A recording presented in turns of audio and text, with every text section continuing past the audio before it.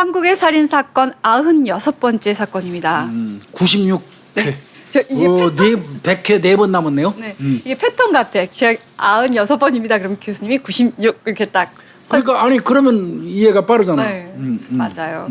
오늘은 강남 자산가 할머니 살인 사건입니다. 예.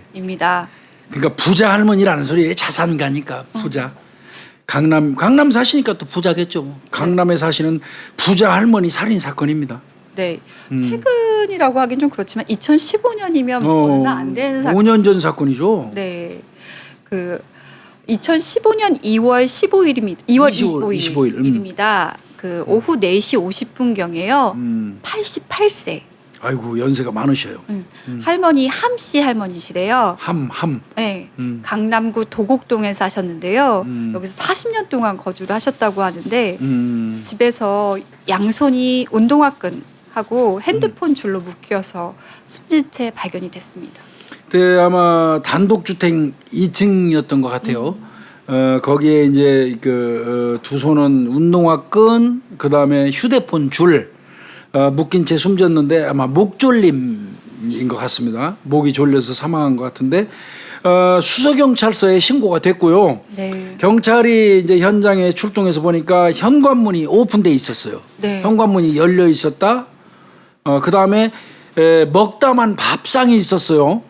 그러니까 아마 식사 도중에 누군가 그 외부에서 침입해서 살해한 걸로 보여요. 그 이유인즉슨 반쯤 남은 밥그릇이 엎어진 채, 밥상이 엎어진 채 있었단 말이에요. 그러면 할머니가 혼자 사셨거든요. 네. 그럼 혼자 사시는 할머니가 집에서 식사 도중에 현관문이 오픈돼 있다고 그러죠. 누군가 들어와 가지고 할머니를 살해하는 과정에서 밥상도 엎어진 것 같아요.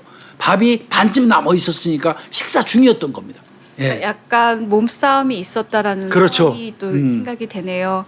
근데 그렇다면 보통 자산가 할머니라고 한다면 여기 금품을 노리고 침입한 강도를 생각할 수도 그렇죠. 있는데요. 예. 또 우리가 전에 다뤘던 사건처럼 성목적의 침입 범죄도 생각을 해볼 수 있었을 텐데 생각보다 돈 한 물품이 없어요. 맞습니다. 뭐 강도 살인으로 봤단 말이에요 처음엔. 네. 자산가 할머니 집에 뛰어들어왔으니까. 그런데 그러면은 뭔가 훔쳐갔어야 되잖아요. 뒤지는 흔적도 있고. 네. 훔쳐간 물건이 전혀 없는 거예요. 네. 물세큰도 없었고요. 예. 심지어 목걸이 반지가 바닥에 떨어져 있었다고 그러니까요. 합니다. 예. 네. 그러니까 이건 강도 살인은 아닌 거예요. 네. 그리고 목졸림이다 보니까 범행 도구를 미리 준비한 것 같지도 않고 그다음에 또 할머니네 집에 있던 도구로 제압을 했잖아요. 그렇죠. 운동화끈이나 핸드폰 줄. 그런 거 보니까 또 좀 약간 현장이랑 매치가 안 되는 부분들이 여러 가지가 있었습니다. 이런 경우에 이제 경찰이 제일 먼저 하는 거는 그 인근에 있는 CCTV 까는 거죠. 네. 그 CCTV 확인을 했는데 의심가하는 인물이 하나도 없어요. 와. 이때부터 이제 경찰이 애먹기 시작하는 겁니다. 네. 네. 그러면 이때는 이제 피해자부터 일단은 그렇죠. 파악을 해야 되는 예. 상황이잖아요. 피해자는 그럼 어떤 분이었나? 왜 죽을 수밖에 없었나? 어떻게 보면 죽음에 이르는 어떤 그 이유가 할머니 쪽하고 연관이 돼 있는지를 확인하는 거예요. 네. 함 씨예요. 한이 아니라 함. 할머니가요 구남매 중에 7번째셨대요. 원래 부잣집 그 자녀라고 그러더라고요. 유복한 집안에 태어났대요. 근데 첫 번째 결혼은 아마 실패를 했었던 것 같고요. 젊은 시절에 미용사였다가 나중에 이제 이불 사업을 하면서 그리고 최근에는 이제 건강식품 사업을 하셨나 봐요. 그러니까 이 아마 사망하기 직전까지도 어디 건강식품 같은 거를 또 판매를 하신 모양이에요. 그러니까 한시도 놀고 계신 분이 아니에요. 부잣집에서 태어나가지고 결혼해서 살다가 첫 번째 남편하고 그 이혼을 하게 되고 그 다음부터 이제 혼자 살기 위해서 미용 일을 배워서 미용사를 하고 미용사 하다가 나중에는 이불 같은 거 파는 이불 사업을 하고 그리고 저 88세가 된 지금까지 이분은 자수성가 한 분인데 그만 벌어도 될 것 같은데 그렇죠. 예, 건강식품 판매를 최근까지 하고 있었다는 거예요. 네. 근데 사건 당시로부터 6년 전쯤에 남편하고 사별을 했다고 하는 두 번째 남편인가? 네, 그런 것 같아요. 그런 것 같습니다. 네. 예. 그래서 그 6년 전부터 혼자 이렇게 사셨던 겁니다. 범행 타켓이 되기는 좋겠네요. 위험한 분이에요. 예. 그리고 2층 주택도 이제 있었는데 사실 같은 동네에 오래 살다 보면 소문이 많이 퍼지잖아요. 그러니까 근데 부자라고. 네. 이 할머니가 여기서 40년을 사셨대요. 이 동네에서. 아유 토백이에요. 네. 예. 그러다 보니까 이 할머니에 대해서 속속들이 아는 사람들이 되게 많을 텐데 이 2층 주택도 할머니 소유였고요.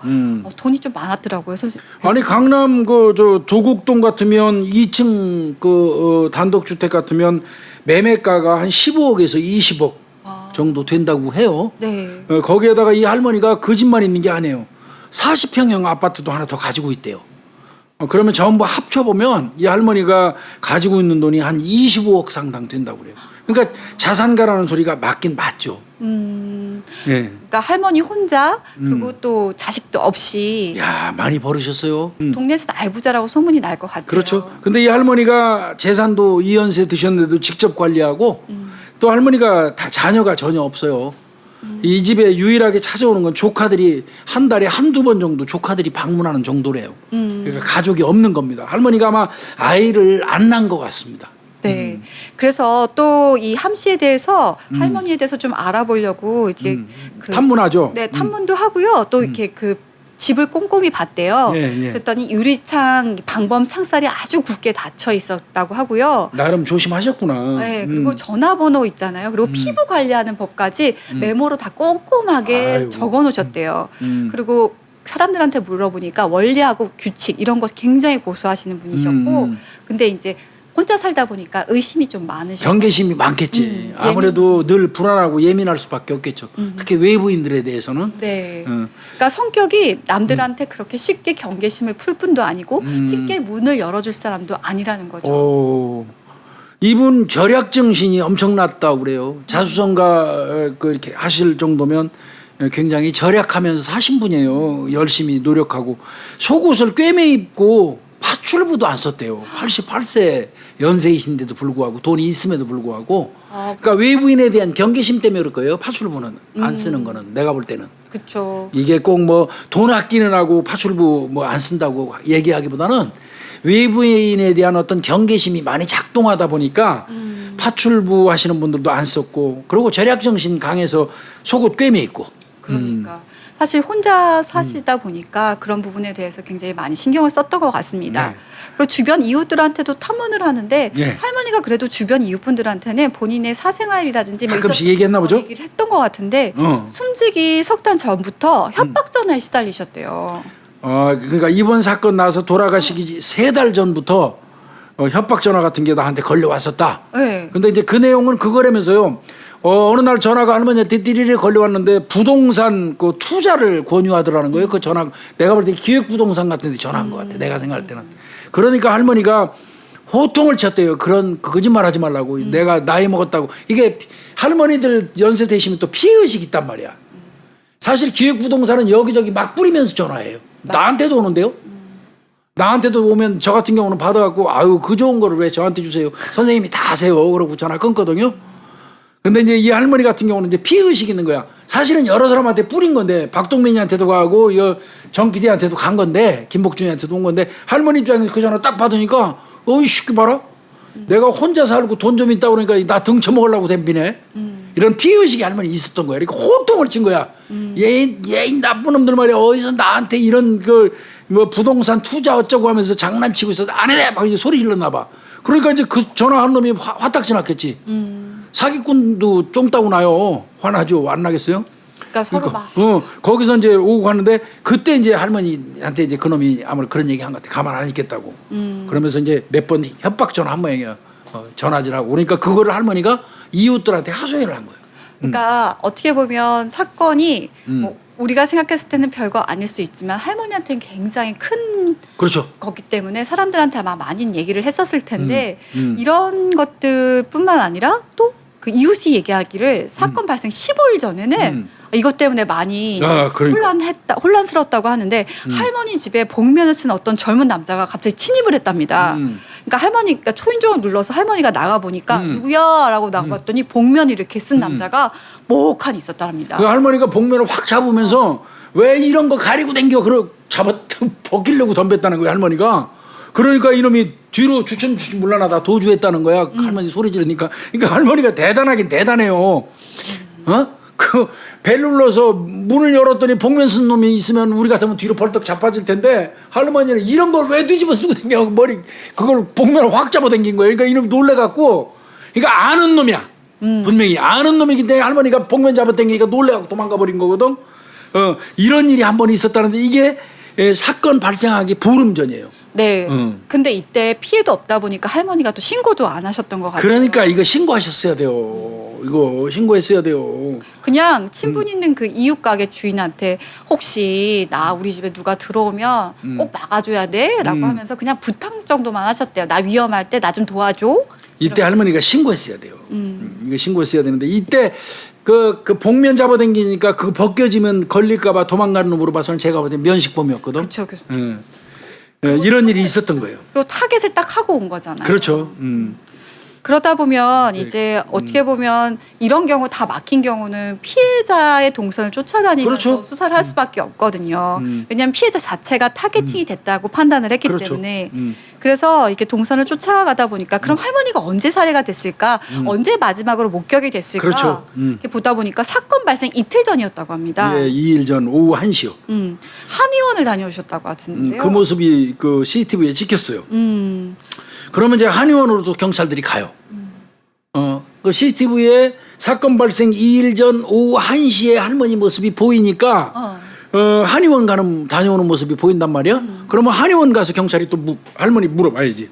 근데 저 여기서 너무 충격적이었는데 직원들한테 할머니가 그랬대요. 아니 누군가가 나를 쫓아와가지고 나 끌면서 어딘지 모르는 곳에 끌려갔었어.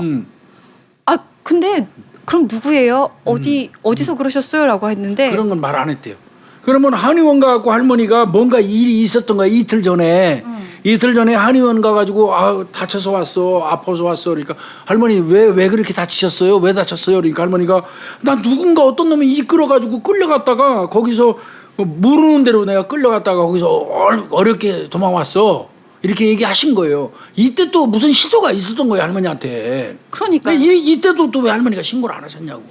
그러니까 이게 뭔가 번잡하다고 생각을 하셨던 것 같아요. 어지간하면 신고 안 하는 할머니예요, 그러니까. 그죠? 본인 알아서 해결하시는 스타일이신 것 같아요. 그래서 주변 CCTV를 봤더니 또 그런 것들도 뭐 잡혀 있지도 않고요. 용의자도 없고 외부 침입 흔적 같은 것도 없고. 그러니까 이게 CCTV에 뭐가 나와야 조금이라도 그러니까요. 흔적이 있는데 아무것도 없고요. 핸드폰 통화 내역을 봤는데 뭐 통화 내역에서도 별게 없었던 거예요.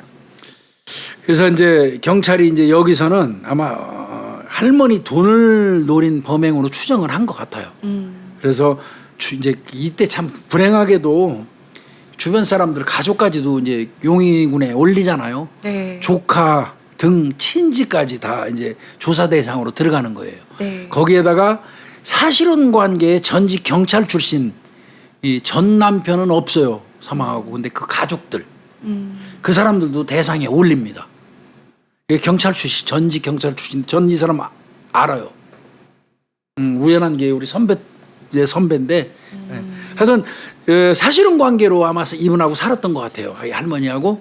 그러니까 그분은 없지만 그분의 가족들 돌아가시고 없지만 그분의 가족들도 용의군에 넣은 거예요. 그러니까 이를테면 할머니 주변에 있는 조카 그 주변에 있는 뭐 조카 며느리까지 다 포함해서 친지들 그다음에 같이 사실혼 관계로 살다가 이제 사망했지만 그 사람의 가족들 그 사람들까지 용의자군에 이제 넣고 큰 줄기는 할머니의 돈을 노린 범행으로 추정을 한 겁니다. 왜냐하면 할머니가 보통은 낯선 사람한테 문을 잘 열어주지 않는데 그렇죠. 보다 보니까 밥을 먹다가 밥 먹고 있을 때 문 열어줬잖아요. 그러니까 들어온 거 아니에요.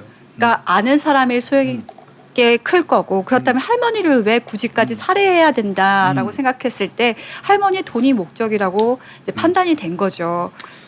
그래서 이제 수사를 한 한편 또 이제 할머니의 그 혹시 몸에 어떤 그렇죠. 이건 뭐 단서가 당연히 하는 있을까? 거죠. 뭐 부검해야죠. 부검하고 이제 감식을 한 건데 여기서 나왔어요. 이 함씨 할머니의 콧잔등하고 입술을 여기에서 아마 이제 그 범인의 DNA 나온 것 같아요. 입을 틀어막는 과정에서 요 땀 묻은 거예요. 땀. 할머니가 범인의 땀. 소리를 지르려고 하니까 소리 지르니까 여기 틀어막으면서 콧잔등하고 입 주변에서 땀이 나온 거예요. DNA가. 그 다음에 할머니 양 손톱 여기에서 반항하면서 얘기했는데 여기에서도 그 표피쪽 세포가 나왔어요. 표피 세포가. 우리가 그 맨날 얘기하잖아. 내가 포천 그 엄양 그 살인 사건 할 때 손톱 밑에 이거 깊이 깎아야 되는데 그거 안 한 게 철천지 한이 된다고 그러잖아요. 이 경우는 이제 한 거예요. 거기서 생체 세포가 이제 나왔어요. 네. 나왔는데 여러분들 이제 그 땀이 나오면 땀으로 이렇게 막아갖고 땀이 나오면 땀에서 바로 DNA가 나오는데 땀 자체에 DNA 성분이 있는 건 아니에요. 땀 속에 이 생체 세포하고 표피 세포가 포함이 돼 있는 거예요. 네. 순수 땀 성분으로는 DNA 안 나옵니다. 예, 순수 땀 성분은 그렇지만 땀을 현장에서 채취하면 땀 속에 들어있던 그 어떤 생체 세포, 표피 세포가 아주 미세한 입자가 거기 포함됐기 때문에 땀이 나오면 DNA 도출이 가능한 거예요. 그렇죠. 그런데 일반적으로 뭐 땀 묻은 거 채취하면 DNA 나온다 그렇게 인식하면 안 돼요. 땀 속에 있는 생체 세포가 DNA 나온다고 하는 거예요. 네. 그런데다가 우리가 결박했을 때 그 도구들이 있잖아요. 예, 예. 거기도 본인이 아마 땀을 흘리면서 그런 것 결박을 같습니다. 했기 때문에 땀 흘리면서 이게 묻었겠죠. 네, 예. 결박한 도구에서도 DNA가 검출이 됐습니다. 그러면 이게 결국은 할머니가 다잉 메시지 보낸 거예요. 그죠? 어떤 면에서 보면 콧잔등과 입술과 양 손톱에 할머니의 다잉 메시지가 있는 겁니다. 우리는 진짜 그 과학 수사를 하는 사람들은 이런 피해자의 다잉 메시지를 참 잘 읽어야 되는 것 같아요. 그렇다면 DNA가 있다고 한다면 이게 전과자, 그리고 그렇죠. 우리가 또 그 유전자를 등록해야 되는 사람이라면 분명히 있을 테니까 대조를 해봤을 텐데요. 예. 일치하는 사람은 없었다고 합니다. 예, 뭐 다시 한번 말씀드리지만 우리 뭐 이제 구독자님들은 다 아셔. DNA 데이터베이스화 해가지고 관리하는 게 경찰과 검찰이 있어요. 경찰은 국립과학수사연구소에 있고요. 그 다음에 검찰은 이제 대검 그 과학수사분과에 있어요. 근데 결국은 나중에 이거 합쳐져야 될 거예요. DNA 그 범죄 수사하는데 필요한 DNA를 데이터베이스화 해가지고 관리를 하면 한 군데서 하는 게 맞죠. 네. 이거를 이중으로 경찰 검찰이 따로 할 이유는 없어요. 이제 수사권이 경찰한테 간다면 일원화 되겠죠. 아니면 제3의 기관에 위임하거나 이렇게 해서 관리하겠죠. 네. 하여튼 그런데 이제 지문처럼 대한민국 모든 사람은 18세 이상이면 다 관리가 되는 게 아니에요. 이 DNA는 살인, 강도, 강간, 방화, 요즘에는 뭐 절도까지 한다고 그래요. 근데 7대 범죄인가? 뭐 이제는 많이 늘렸어요. 그렇게 이제 그 범죄를 저지른 사람들은 DNA를 뽑아가지고 유전자 은행에서 보관하고 있으면서 대조한단 말이에요. 네. 그러니까 이번에도 콧잔등, 입술 뭐 이런 데서 DNA 나오니까 이제 거기다 넣어본 거야. 넣었는데 안 나와. 그러면 적어도 큰 범죄 저지른 놈은 아닌 거예요 지금 현재 네. 범인은. 네.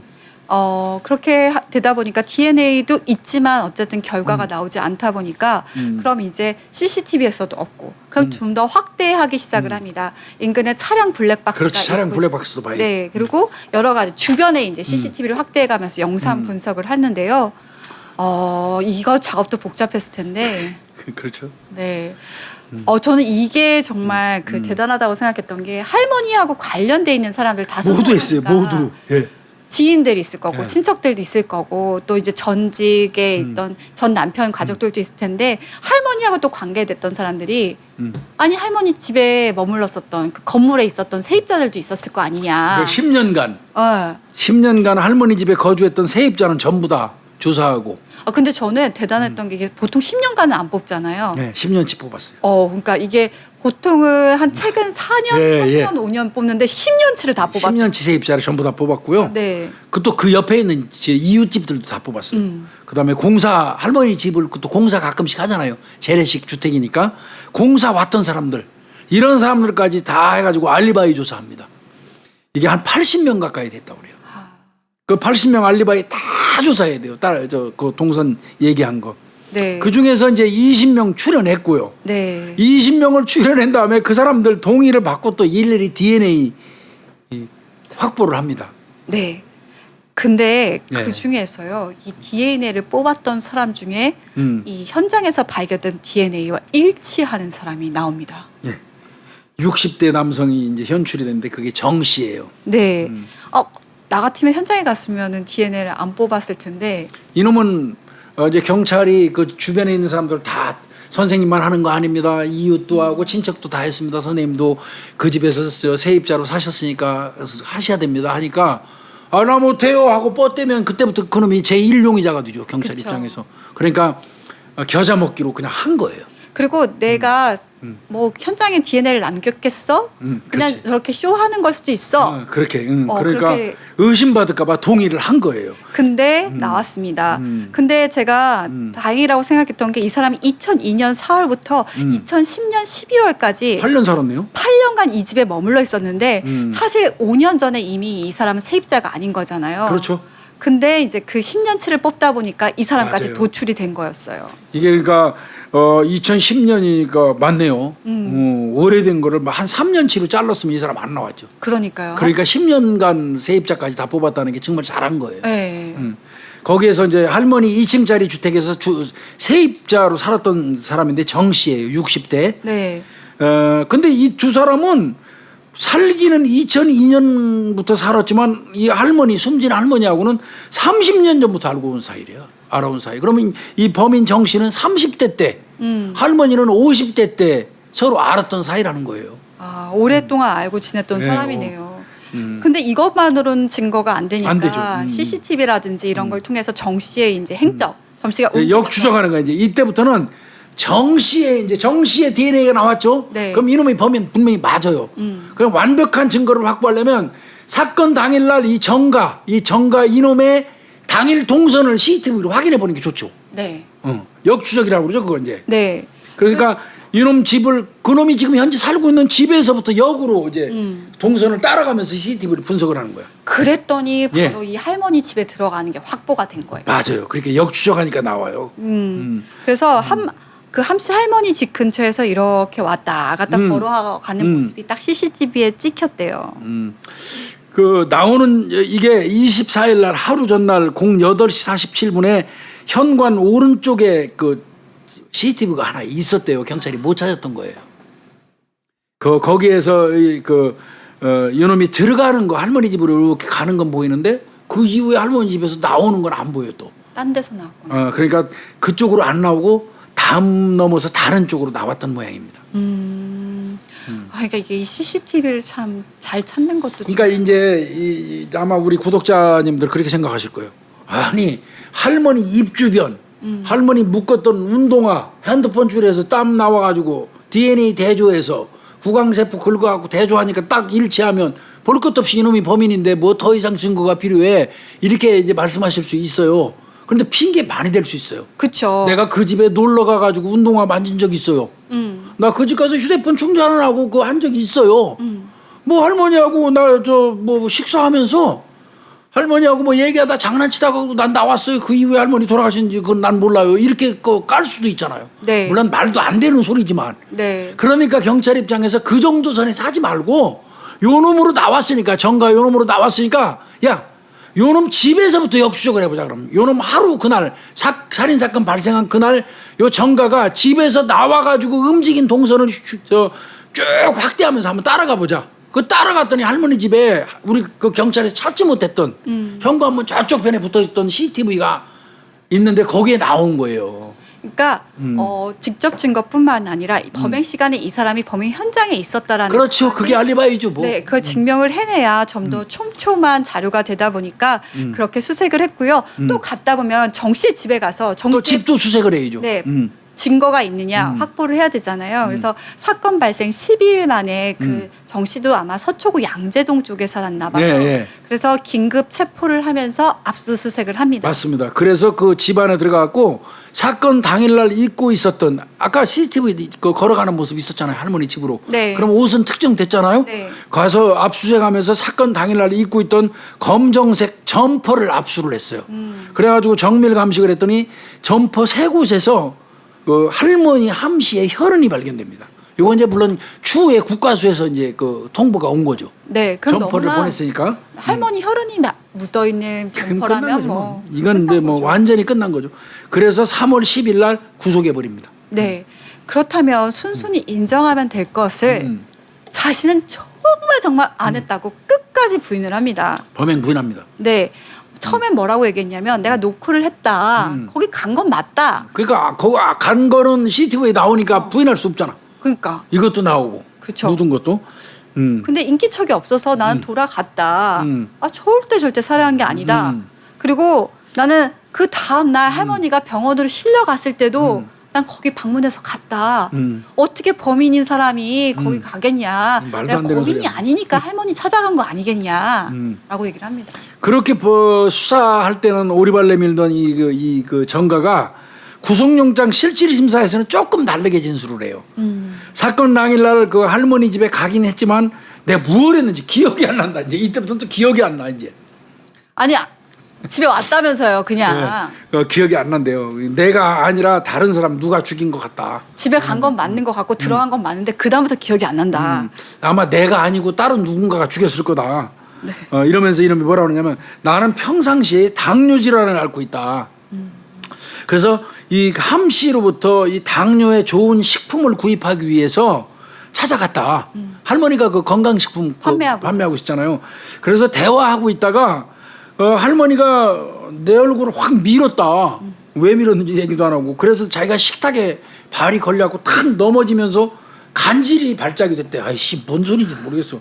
간질이 발작이 돼갖고 기절을 잠깐 해놨다가 깼대. 그런데 할머니 죽어 있었다는 거야. 그러니까 어떤 거냐면 내가 들어간 거 맞으니까 CCTV에 있으니까 그건 확인해야 되겠고 할머니랑 접촉한 건 있으니까 할머니랑 접촉한 것도 얘기를 해야 돼서 해야지. 할머니가 미루면서 뭔가 몸싸움 있었다라는 건 얘기하는데 내가 근데 당뇨가 있다 보니까 발작이 일어나서 그 다음부터는 전혀 기억이 안 난다.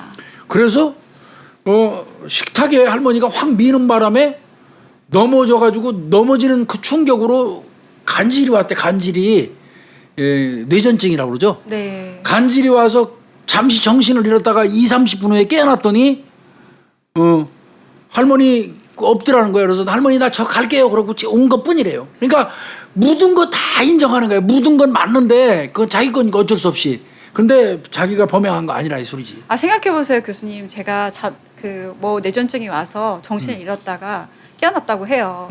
그럼 내가 뭐 밀려서 넘어졌든 할머니가 어디에 있으면 얘기를 하고 가야 되는 거잖아요. 할머니 방문이 닫혀 있다고 그냥 할머니 더 갈게요라고 그냥 갔다고요? 그리고 할머니가 밀어서 자빠져갖고 정신까지 잃었던 놈이 할머니 저 갈게요. 그렇게 왔단 말이야. 그러니까 이게 진짜 속된 말로 말도 안 되는 이게 나름대로 이제 이게 변명이고 이제 그 건덕지 갖다 맞추는 거지. DNA 나왔다고 그러고 CCTV 나오니까 거기에다 맞추긴 해야 되잖아. 그러니까 이런 억지가 나온 거야 그냥. 그렇다면 이 정 씨가 어떤 사람인가 네. 뭐 살펴봐야 될 텐데 검거 당시에는 페인트공으로 페인트공 하고 있었대요. 네, 아마 일생을 아마 일용직 근무를 했던 것 같더라고요. 과거에 사업을 좀 했었는데 실패를 했던 사람이고요. 이게 그 경찰이 아마 그 진료 기록을 찾아봤나 봐요. 그랬더니 우울증하고 수면장애, 공포불안장애 뭐 이런 걸로 정신과 치료를 받은 이력은 있어요. 네. 우울증, 수면장애, 공포불안장애, 정신과 치료 받은 진료 기록은 있어요. 이런 거 나오는 순간 기분이 더러워지죠. 그죠? 네. 뭐 혹시라도 심신미약이나 심신상실을 또 주장할 수 있다 보니까 우리 경찰 저도 형사할 때 가서 진료 기록 빼가지고 이런 거 나오면 기분이 아주 안 좋더라고. 이거 분명히 판사들이 변호사들이 이거 집중 공략해가지고 감형받으려고 애쓸 거거든요. 네.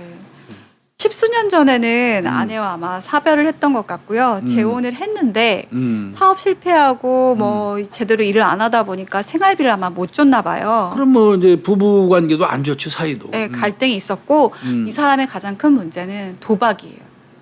경마도 맨날 했다며요. 네, 뭐 도박하는 사람들은 경마, 경유 같이 하는 경우도 굉장히 많은데 뭐 주변 사람들한테 할 때 3만 원, 5만 원 이렇게 그냥 귀찮은 새끼지 그냥.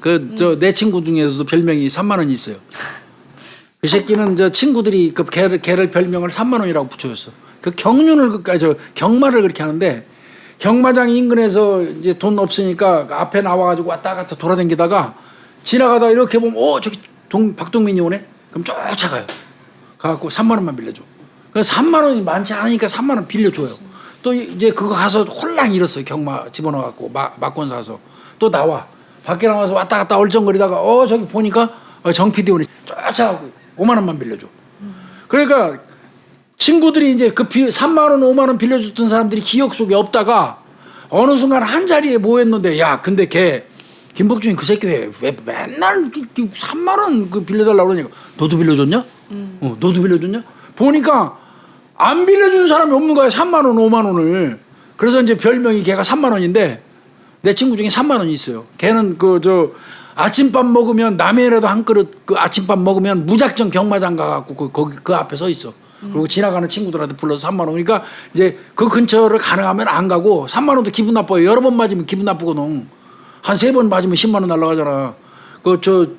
총도 잘잘한 것도 여러 번 맞으면 아프거든요. 그렇죠. 그러니까 이제 친구들이 야 3만 원 저기 있다 그래갖고 돌아다닌대요. 그 새끼 안 만나려고. 3만 원 인생이 3만 원 돼서는 안 되거든. 얘도 내가 보니까 3만 원이에요. 3만 원. 근데 교수님 본인은 스스로 자기가 3만 원이라고 불리는 건 모를 거 아니에요. 모르지. 우리끼리 야 3만 원 야 오늘도 3만 원 만났어. 뭐. 그 3만 원 만났다는 얘기는 오늘 3만 원 눈탱이 사겠다는 소리야. 친구들끼리. 그러니까 이 사람 이놈도 그렇게 살았나 봐요. 네, 그러니까 뭐 진짜 경륜, 경마 막 이런 거 할 때 항상 주변에 3만 원씩 빌렸다고 하는데요. 이 사람이 되게 할머니하고 다툼 별로 없었대요. 네. 주변에 되게 순한 사람이었는데 한 이 사람하고 40년 지기 친구가 딱 그런 말 했던데 돈하고 관련됐을 때는 아예 물불을 안 가리고 눈이 뒤집히는 사람이다. 그러니까 평상시에는 순하지만 돈하고 관련됐을 때는 물불을 안 가리고. 지가 궁하고 그리고 도박하는 놈들은 정신 없어요. 빨리 거기 가야 되는데 작은 마을이라서. 도박 심하게 하는 놈들은요. 자기 아들이 병원에 입원해갖고 응급실에 있는데 응급실 비용을 못 줘갖고 짤짤 매는데도 도박 자금은 안 꺼내놔요. 그 정도에 그 정도. 도박 약 없어요. 그거 한번 빠지면. 근데 이놈이 보니까 이것도 역시 돈 때문에 그런 거예요. 네. 2013년도에 보험 사기로 실형받은 적이 있어요. 근데 보험 사기다 보니까 아마 등록은 안 돼 있었나 봐요. 네. 그렇죠. DNA가 안 들어가 있던 거지. 보험 사기다 보니까. 아니 그리고 전화 요금이 미납될 정도면 엄청나게 돈이 궁궁했을 텐데 그래도 도박을 하는 거 보면 이놈이 아마 이제 그 보험 사기로 실형을 살고 나오니까 아마 그 자동차 사고 교통사고 위장해가지고 보험 사기 쳐서 실형 살은 것 같아요. 네. 그런데 이제 그 형은 살고 나와도 받아 처먹은 돈은 또 그 보험사에서 당연히 민사소송 들어오죠. 그러니까 민사소송 들어와갖고 환수 조치 이제 네. 하려고 보험사가 덤빈 거예요. 그래서 채권 주심 들어간 거예요. 그러니까 돈이 완전히 급한 상태였던 거네요. 채무 독촉을 받던 상태인 거죠. 그런데다가 건강이 굉장히 악화되면서 일도 못하는 거지. 네, 페인트 공의 일도 제대로 할 수 없는 상황이었습니다. 그러면은 이건 범행 동기가 되죠. 그렇지만 이 사람은 끝까지 나는 범행을 저지르지 않았다고 부인을 합니다. 그래서 이제 아마 경찰이 범행 동기 이렇게 추정한 것 같아요. 할머니 찾아가서 도움 요청을 했던 것 같아요. 할머니가 현관문이 열려 있다는 얘기는 식사하고 있을 때 할머니가 식사하고 있는데 밖에서 두들기면서 이 정가의 놈이 할머니 저예요 하니까 할머니가 현관문 열어준 거예요. 그렇죠. 그래서 이놈이 들어가가지고 할머니한테 돈 좀 빌려주시라고 요청한 것 같아. 당연히 할머니 이런 지하에 거절했겠지. 이 할머니 속성상 내가 볼 때 그래요. 거절하니까 살해한 것 같습니다. 네, 그런데다가 저는 너지 네가 그때 마스크 쓰고 복면 쓰고 나 괴롭혔던 사람이지. 그 할머니 그거 따졌을 것 같아. 네. 그러면서 이 사람이 범인이든 범인이 아니든 내가 내가 가만 안 두겠다고 너 돈 때문에 그런 거지 라고 하면서 아마 할머니가 추궁했을 수도 있어요. 있을 근데 것 같아요. 사실은 할머니가 그런 거 추궁하면 안 돼. 그 복면 확 잡아 벗겼을 때 그놈 같아도 할머니가 막연히 혼자만 생각하고 그놈한테 직접 얘기를 하면 안 되는 거였어. 근데 이제 우리 할머니가 그런 것까지 생각 안 하신 것 같아. 순한 사람이라고 생각하니까. 그러니까 아마 할머니 찾아가서 도움 요청하는가 식사 도중에 이제 그 다툼이 벌어졌고 결국 살해한 것 같은데 이놈은 끝까지 검찰 넘어가서까지 끝까지 범행 인정 안 했어요. 아까 얘기했던 궤변했어요. 그 건강식품 사러 갔다가 할머니하고 다툼이라는데 할머니가 미는 바람에 밥상에 발 걸려서 넘어졌고 넘어지는 바람에 간질 발작이 왔어. 20-30분 있다가 눈 뜨니까 문은 닫혀 있어서 할머니 저 갈게 하고 왔다. 그게 이놈의 그 끝까지 그렇게 주장하면서 할머니 나 안 주겠다. 그럼에도 불구하고 이건 볼 것도 없죠. 그대로 기소해버렸습니다. 네. 근데 저는 의문인 것 중에 하나가 이 할머니를 제압하고 입을 막은 상태에서 다시 끈으로 손을 묶었잖아요. 그렇다면은 보통 교수님 알잖아요. 제압을 한다라는 건 이 사람의 목적성이 있고 뭔가 그러면, 얻어낼 게 있기 때문에 살해 전에 분명히 이 할머니에게 협박한 거예요. 네. 묶어놓고 협박한 거예요. 돈 뭐 이런 거. 근데 할머니가 그걸 들어주지 않고 너 신고할 거야라고 했기 때문에 아마 이 상황까지가 더 됐던 것 같습니다. 검찰에서는 뭐 일단 양쪽 DNA 다 발견이 됐다. 그러니까 할머니의 혈흔이 그놈의 점퍼에서 발견됐으니까 뭐 DNA 뭐 확실하지. 또 그놈의 땀이 할머니의 콧잔등과 입 주변에서 나왔으니까 양쪽에서 양 당사자한테서 DNA가 각자 발견이 됐으니까 뭐 피해자 가해자 이건 확실한 거고요. 네. 그다음에 정신감정 결과도 했어요. 검찰에서. 네. 정상으로 나왔어요. 네. 또 CCTV에 아까 말씀드린 것처럼 역추적에서 포착됐잖아요. 네. 그러니까 이놈은 무기징역 구형을 했어요. 검찰에서. 네. 근데 변호사는 이렇게 얘기합니다. 할머니와 원한 관계도 아니었고 당시 우울증으로 심신미약 상태였다. 그럼 내가 뭐래 아까 변호사는 무작정 심신미약 한다니까. 근데 피해자 쪽에서는 정말 살인을 했다면 아까 얘기했잖아요. 할머니 집 다시 사망했을 때 갔었다고. 내가 도망가지도 않고 집에 있었겠냐. 살면서 나는 100만 원도 빌려본 적이 없지. 맞지? 100만 원 안 빌려봤지. 3만 원에서 5만 원만 빌렸지. 착하게 살았다. 네. 그리고 아까 얘기했던 거 계속 얘기합니다. 찾아간 건 사실이나 내가 기절해서 깨보니까 누군가가 다른 사람이 침입해서 살해한 뒤였다. 그러면서 할머니 한테 분명히 이렇게 반항 흔적이 있는데 나 봐라. 나 방어는 없다. 내 손에 뭐 할머니가 훑힌 자국이라도 있냐. 핥힌 자국. 근데 표피 있잖아. 그렇게 얘기를 하면서 자기를 방어했습니다. 1심 재판부에서는 이렇게 얘기했어요. 객관적이고 명백한 증거가 있음에도 범행을 부인하면서 반성하지 않고 있다. 이러면서 징역 20년을 선고했어요. 근데 이제 얘가 벌금은 이제 사기 같은 거 벌금은 대다수 한 5번 정도가 있는데 전부 벌금이었대요. 그러니까 이제 이번에 6번째죠. 그리고 누범 기간이에요. 그러니까 이제 징역 20년을 선고한 거예요. 그러니까 바로 항소했겠죠. 네. 그러면서 계속 또 얘기합니다. 난 범행. 근데 2심에서도 얘기합니다. 범행을 계속 부인하고 있고 반성도 안 하는데 증거가 명백한데도. 근데 다만 2011년부터 내 그럴 줄 알았다니까. 정신과 치료 받은 건 참작해 주겠다. 하지만 심신 장애는 아니다. 그러니까 심신 장애는 인정 안 하지만 정신과 치료 받은 거는 참작해 준다. 그게 뭔 소리인지 모르겠어 이게. 그러니까요. 정신과 치료를 받은 거는 참작은 해주는데 심신장애는 인정 안 한다. 이게 뭔 소리예요? 그러니까 그거죠. 너가 정신적으로 힘들었던 건 인정하지만 심신의 상실이라는 거, 심신 장애라는 것 자체는 범행 현장에 있을 때 네가 판단력이라든지 통제력을 잃었을 때 우리가 인정해 주는데 네가 네 상태가 범행 현장에 있을 때 간질이나 아니면 네가 쇼크를 받아서 제대로 판단하거나 아니면 통제력을 잃을 정도는 아니었다고 판단된다. 참 말 어렵겠다. 그러니까 1심에서 얘기한 것처럼 우울감, 불안감이 있기는 하지만 사건 당시에 심신 장애 상태가 아니었다. 이제 이 얘기거든요. 네. 이거 그 1심의 그 판결을 2심에서도 맞다. 그렇게 해버리면서 역시 징역 20년을 유지했어요. 네, 근데 또 이제 상고를 합니다. 네. 그렇지만 대법원에서도 받아들이지 않고 확정을 합니다. 대법원에서도 납득할 수 없는 주장을 계속 반복하고 있고 범행을 부인하면서 반성하지 않고 있는 태도가 안 됐다. 너 징역 20년 그대로 확정. 그러니까 이놈은 징역 20년입니다. 그러면 이거 언제 나오냐? 2015년이니까 아마 20년, 2035년 정도 상수 잘해야 돼요. 네, 네, 그 정도 될 것 같아요. 자, 그러면 도대체 할머니가 이제 이 할머니는 아무도 없죠, 혈육이. 네. 없잖아요. 본인 직계 자식 그 자손이 없잖아요. 남편도 없잖아요.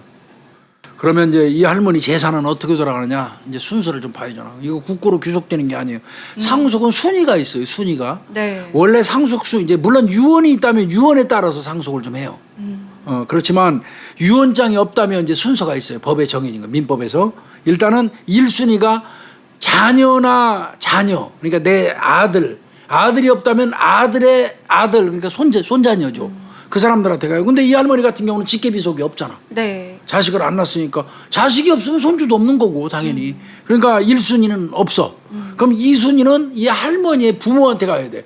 근데 할머니가 88세인데 부모가 살아계실 리가 없지. 그러면 또 부모 조부모까지 올라가는데 그것도 안 돼. 직계 존속으로 가. 그러니까 상속순위는 직계 비속, 그 다음에 2순위가 직계 존속 이렇게 가거든요. 네. 그것도 그것도 없어. 할머니는 직계 가족이 없어. 그러면 이제 그때는 어디로 가냐면 형제 자매한테 가요. 할머니의 형제 자매. 그 형제 자매도 없으면 형제 자매의 아들들 사촌 이내의 반계혈 쪽으로까지 이어져요. 그게 조카인가? 예, 그게 마지막이에요. 사촌 이내의 반계혈 쪽까지. 그것도 없으면 어떻게 될까요? 그럼 사돈의 팔촌으로 가요? 아닙니다. 반계혈 쪽 사촌 이내에서 끝나요.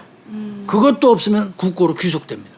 그렇다면 지금 제가 아무것도 없어요. 아무도 없는데 제가 사망을 하게 되면 제 사촌의 자식들까지는 그렇죠. 거기까지는 가능해요. 어. 그리고 그 이유는 없으면 국고 귀속. 근데 이 경우는 할머니 찾아오던 한 달에 두세 번 찾아오던 조카 있었죠.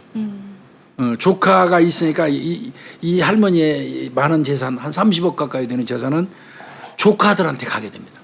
조카들이 인원수에 따라 다르죠. 그러니까 이 할머니 재산은 국고로 귀속되지는 않았습니다. 네, 이런 말씀을 왜 드리냐면 우리가 수사를 할 때 사실 경제적인 문제들이 분명히 동기가 될 수 있기 때문에 이런 사람들까지 다 수사를 한다라는 것들을 일단 말씀을 드리는 거고요.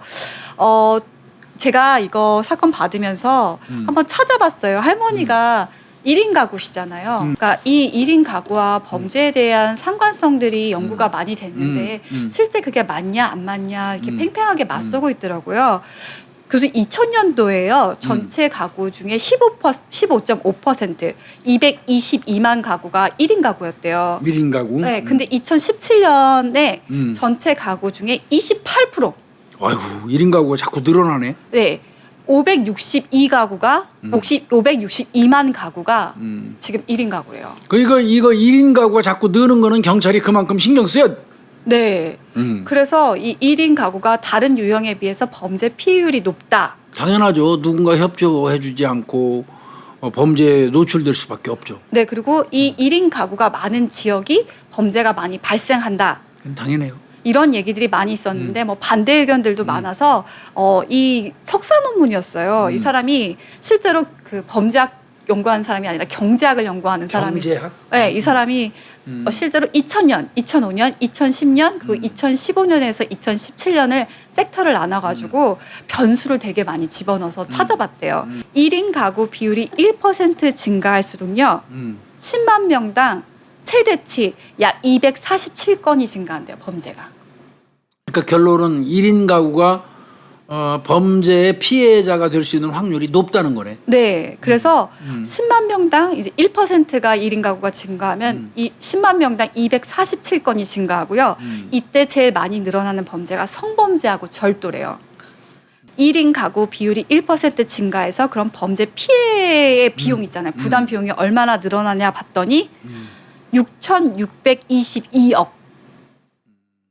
엄청나네. 네.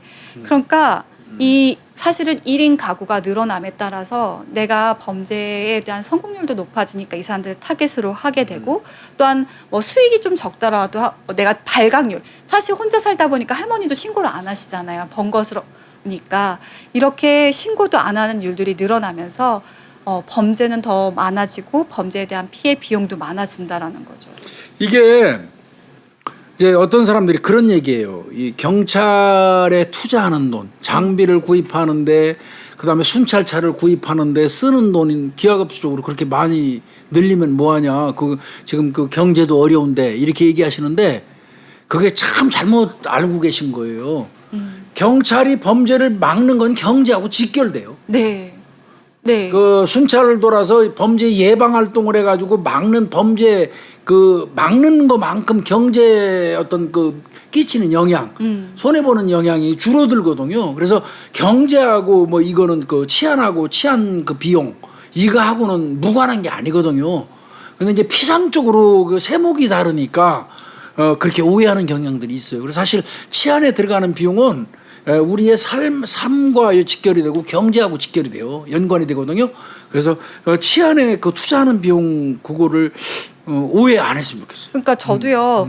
이게 최소가 6,622억이고요. 많이 그럼요. 잡으면 7,127억 원이래요. 근데 이게 뭐 통제 변수라든지 이런 변수들이 되게 많아서 사실 저도 경제학 논문이 너무 어려워서 자세히 몰랐지만 이렇게 비용이 1인 가구 1%가 증가해서 범죄가 비용하면 7천억 원 정도의 범죄 부담 비용이 생긴다고? 1%만 늘어도? 그러니까 이게 어마어마한 거잖아요. 맞습니다. 그래서 치안이라는 거 진짜 교수님 말씀대로 한번 생각해 볼 문제라고 생각이 들더라고요. 이게 이제 사실은 1인 가구는 계속 늘어날 거예요. 제가 판단컨대 1인 가구는 아마 여전히 늘어날 겁니다. 네. 여전히 늘어날 텐데 거기에 맞는 또 경찰의 능동적인 어떤 그 치안 대비도 필요할 거예요. 네. 요즘에는 뭐 잘 아시겠지만 그 신도시가 생기면 이제 계획 설계하잖아요. 가로등은 어디에서부터 어디까지 몇 개, 공원은 어디에다가 설치하고 뭐 이런 거 다 그 맞춰서 이제 맞춤형으로 신도시 만들잖아요. 그게 사실은 어떤 그 치안하고 건설이 같이 공유하는 형태. 이제 그런 형태로 이제 우리나라도 가고 있는데, 근데 이제 예전에 지은 집들 이런 데 보면 솔직히 맞아요. 골목 우리 집 가는 골목이 무섭죠, 사실은. 껌껌해가지고, 그죠? 네. 그래서 제가 들어가기 전에 입구에서 단속할 사람 아무도 없으니까 호루라기 부르라고 제가 말씀드리는 것도 그래서 말씀드렸던 건데, 그 1인 가구의 어떤 취약성은 아마 경찰 당국에서 정말 명심해서 치안 계획 수립할 때 참고해야 될 겁니다. 왜냐하면 1인 가구는 절대 줄어들 수 없는 게요. 고령화 사회가 되고 있고요. 네, 맞습니다. 그다음에 또 이제 이혼율 그리고 네. 사회적 경제에 대한 어떤 문화 변화가 일어나기 때문에 줄어들 수 없는데 문제는 이 1인 가구가 대체적으로 경제적으로 부유하지 않다라는 거예요. 맞아요. 그렇기 때문에 범죄에 취약하기 때문에 이 부분에 대해서 진짜 경찰 치안이 좀 많이 고려돼야 될 것 같습니다. 그래서 이거 할머니 찾아보게 되면서 한번 보게 됐어요. 예, 오늘은 뭐 강남 자산가 할머니 살인 사건 네. 간단하게 좀 다뤄봤습니다. 네. 감사합니다, 교수님.